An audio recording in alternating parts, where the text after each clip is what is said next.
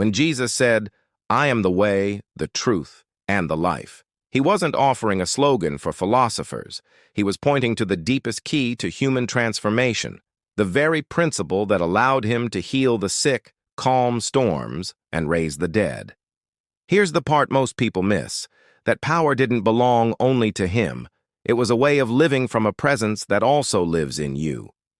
Think about how many times you've begged for help, asking God to fix a situation, heal a pain, change your luck, and still found yourself looping the same patterns. What if the problem isn't your lack of faith, but the direction of it?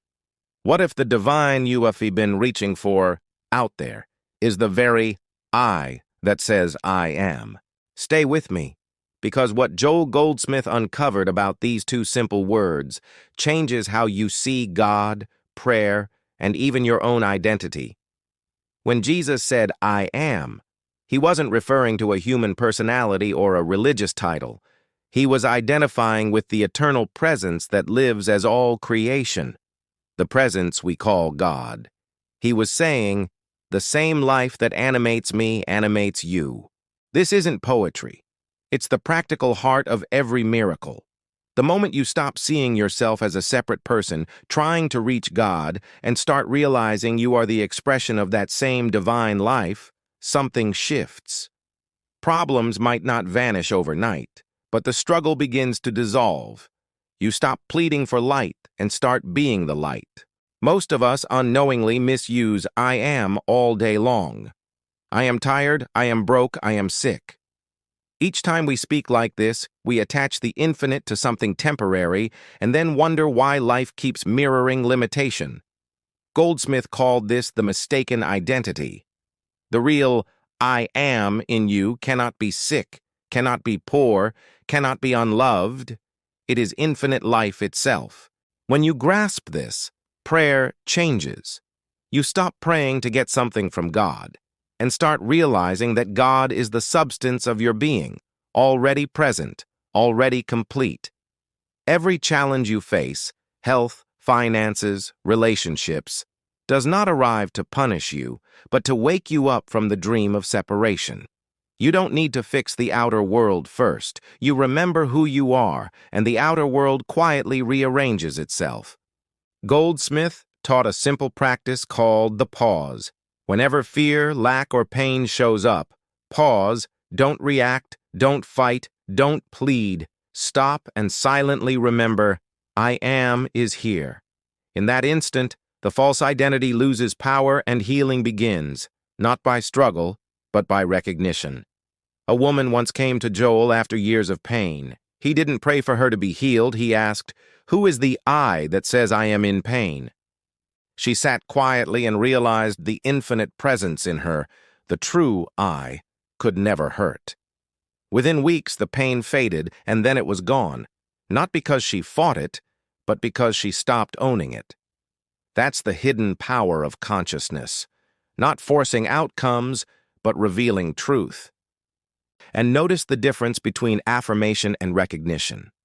Affirmations try to make something true that you don't yet believe. Recognition acknowledges what has always been true. You are no longer the wave trying to reach the ocean. You realize you are the ocean appearing as a wave. That realization changes how you live. You stop begging for love because you recognize you are love. You stop fearing loss because supply never comes from outside. It flows from the infinite within you. Jobs, people, money, these are channels, not sources. When one closes, another opens because the source, the I am, never stops flowing. In relationships, this understanding dissolves blame and softens judgment. When someone hurts you, the human reaction is to defend and attack. From I am consciousness, you pause and remember. Their true self is the same I am as yours. That doesn't mean you ignore boundaries. It means you see beyond appearances to truth.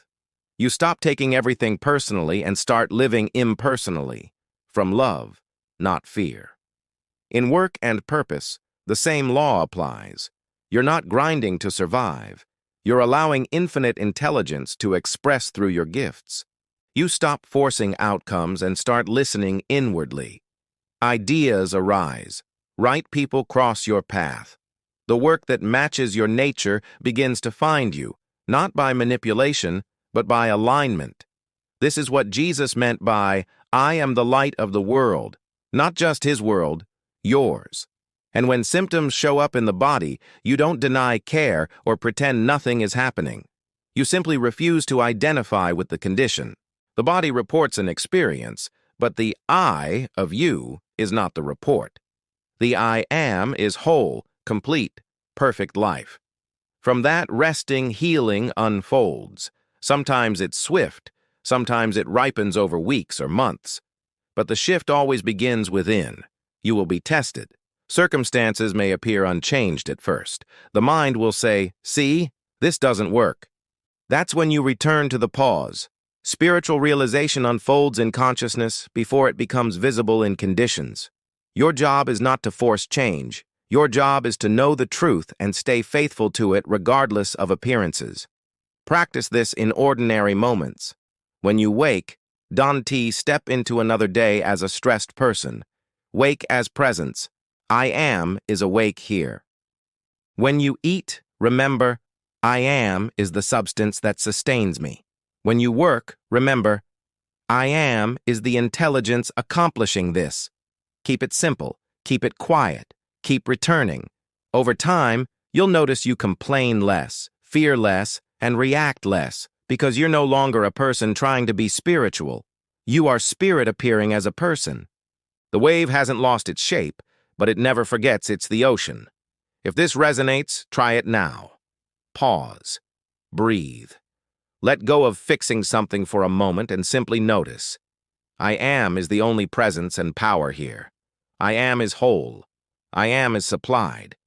I am is safe. I am is love. From that recognition, you don't chase miracles. You live as the miracle. If this message touched something deep within you, type in the comments, "I am awake to my true self."